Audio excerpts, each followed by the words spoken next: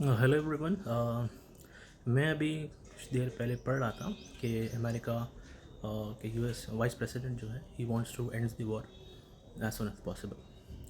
The reason is finally they realise it, अगर ये war लंबी चलती है तो ग्लोबल इकोनॉमिकल क्राइसिस आ सकता है। क्योंकि ही बिलीव्स, और मैं कहीं पढ़ रहा था और कि किसी एजेंसी ने कहा है कि अगर अप्रैल में वॉर कंटिन्यू होती है तो क्रूड 125 क्रॉस कर रहेगा, अगर मई में होती है तो 150 तो क्रॉस करेगा।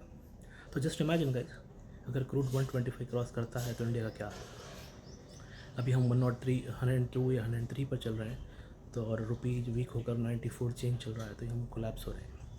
जब क्रूड 125 150 जाएगा तो इकोनॉमिक ग्लोबल क्राइसिस बढ़ जाएंगे। तो फाइनली ये रियलाइज़ कि इससे उनका नहीं, वो अपने बारे में सोच रहे हैं। अगर 125 150 होगा तो उनके पास इन्फ्लेशन बढ़ जाएगी और उनको ऑलरेडी मिड टर्म इलेक्शंस आने हैं, तो वो उसकी हीट अभी से फील कर रहे हैं। इसलिए that's why he wants to end the war, they wants to end the war as soon as possible. So they are selfish, पर दूसरे लोग भी उन पर प्रेशर बनाकर इसको ख़त्म करना चाहिए। येमन वाले भी इस वॉर में कूद चुके हैं, जहाँ रेड सी से भी वहाँ पर एक चैनल जाता है, वहाँ से जो शिप्स क्रूड लेकर पास करती है, अगर वो येमन के हूतीज़ ने उसको भी ब्लॉक कर दिया तो सिचुएशन और वर्स्ट हो जाएगी। सो आई होप कि इस वॉर को जल्दी कंक्लूजन पे आना चाहिए, पर लग तो नहीं रहा है, क्योंकि अभी यूएस ने अपने ट्रूप्स को मिडल ईस्ट में उतारा है। 3500 ट्रूप्स आए हैं, जो लास्ट 20 ईयर्स में अभी तक इतने बड़े नंबर पर ट्रूप्स नहीं आए थे। सो अगर कल ट्रूप्स इन्वेट करते हैं या फिर से फायर एक्सचेंज होता है, वॉर स्टार्ट होती है, तो मार्केट कल फिर क्रैश होगी। So my request to every one,